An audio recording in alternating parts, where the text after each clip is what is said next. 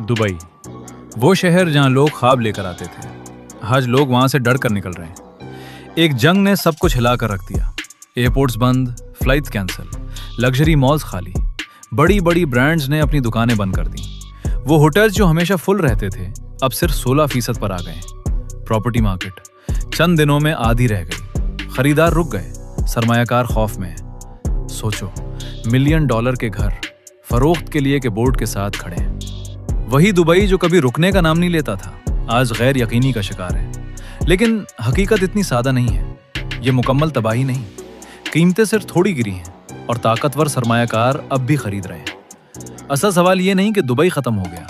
असल सवाल ये है, अगर ये जंग लंबी चली तो क्या दुबई दोबारा खड़ा हो सकेगा? और तुम क्या सोचते हो, क्या दुबई वाकई गिर रहा है या ये सिर्फ एक आर्जी इम्तिहान है? अगर तुम हकीकत जानना चाहते हो और दुनिया को समझना चाहते हो तो अभी एजी राइजर को फॉलो करो, क्योंकि यहाँ सिर्फ कहानियां नहीं, हकीकत दिखाई जाती है।